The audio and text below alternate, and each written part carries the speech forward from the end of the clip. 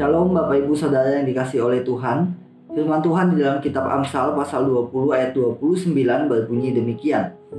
Hiasan orang muda ialah kekuatannya, dan keindahan orang tua ialah uban.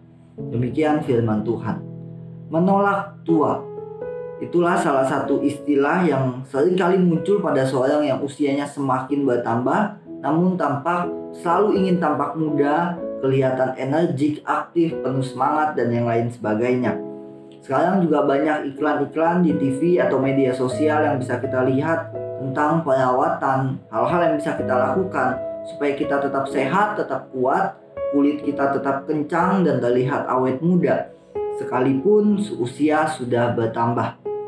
Bagi sebagian kaum muda, menjadi tua adalah satu masa yang mungkin tidak diharapkan terlalu cepat untuk datang, berbanding terbalik dengan masa muda. Bahkan ada yang mengatakan bahwa masa muda adalah masa terbaik di dalam kehidupan di dunia ini yang hanya satu kali saja. Kenapa? Karena di masa muda itu kita punya fisik yang baik, kita bisa mencoba bereksplorasi, melakukan sesuatu dengan kekuatan, kemampuan, keterampilan yang kita miliki.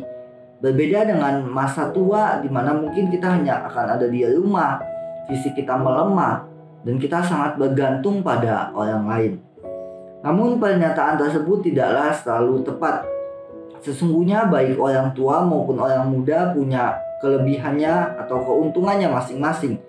Sebuah penelitian mengungkapkan beberapa fakta berikut ini. Secara fisik orang muda mungkin lebih kuat dibanding orang tua. Orang tua fisiknya mulai melemah, mudah lupa. Namun emosi orang muda biasanya kurang stabil, meledak-ledak, tiba-tiba bisa down, dan yang lain sebagainya. Berbeda dengan orang tua yang semakin bertambah usianya, pengelolaan emosinya akan semakin baik. Di dalam hal kesehatan mental, ternyata orang tua juga lebih baik dibanding orang muda. Orang muda bisa mencoba melakukan banyak hal, bahkan terkadang hal-hal yang sebetulnya kurang penting. Hal ini bisa berdampak pada tingkat stres orang muda yang lebih tinggi dibanding orang tua. Tetapi ketika seorang itu usianya semakin bertambah tua, biasanya mereka semakin memahami, semakin tahu apa yang sebetulnya penting buat mereka. Mereka akan melakukan hal-hal yang hanya yang penting untuk mereka, membuat hal-hal seperti stres, depresi, kecemasan lebih sedikit terjadi.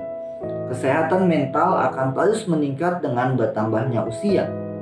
Orang muda memiliki dan mengandalkan kekuatannya, tetapi orang tua memiliki kebijaksanaan yang berasal dari pengalaman hidupnya. Ada sebuah istilah dalam bahasa Latin yang kalau diterjemahkan berbunyi, pekerjaan adalah untuk orang muda, sedangkan kehormatan adalah untuk orang yang lanjut usia.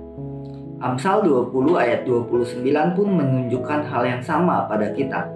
Hiasan kebanggaan orang muda adalah kekuatannya yang membuat dia bisa melakukan berbagai macam pekerjaan. Keindahan, kebanggaan orang tua ialah ubannya. Segala pengalaman, kebijaksanaannya yang membuat dia dihormati.